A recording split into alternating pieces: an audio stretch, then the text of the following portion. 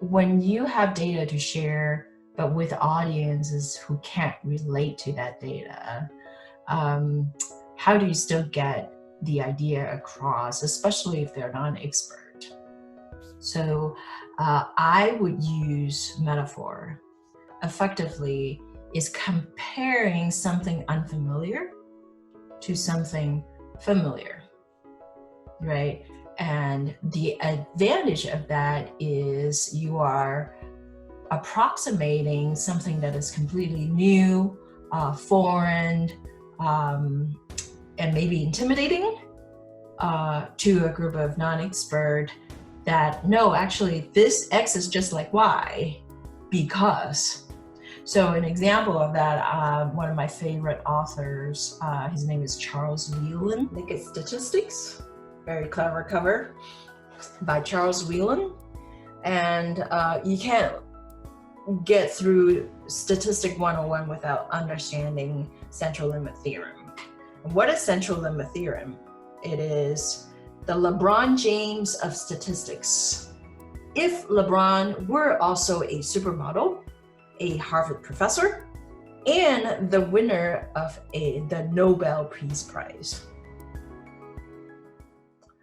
That's just an introduction. Of course, there's a whole chapter on central limit theorem.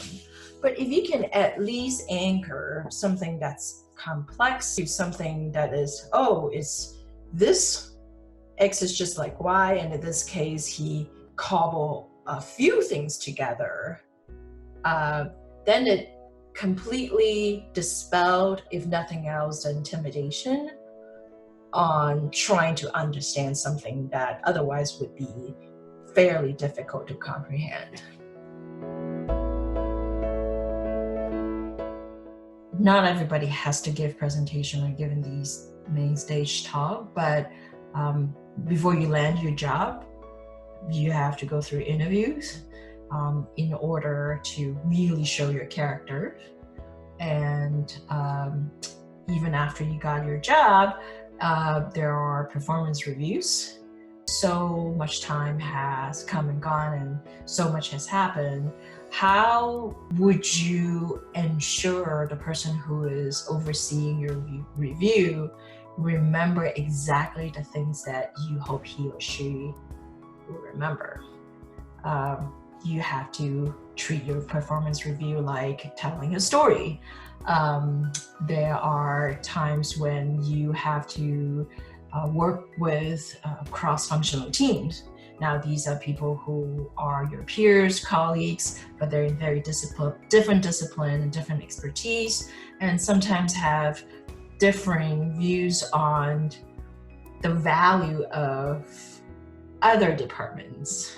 And they just may or may not truly understand your expertise, but most people pretend they do because they don't want to be embarrassed. You don't want to raise their hand and say, I don't understand, can you explain that to me? And one of the things that a lot of times people have assumptions made of leaders is that you have to maintain, a pretty good distance because, they're the SVP, they're the CEO, and sometimes, sons and daughters of the founders and whatnot. And so it comes with a lot of perceptions. So the more leaders can tell stories that others can relate to, the more relatable they are, and the more open to be influenced they are.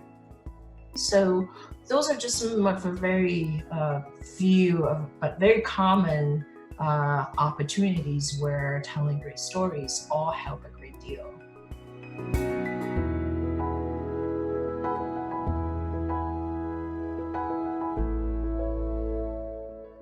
The last video in this series will show real-life examples of how storytelling has influenced a leader's position. Don't forget to like this video and subscribe to our channel to keep seeing more of our leadership storytelling content.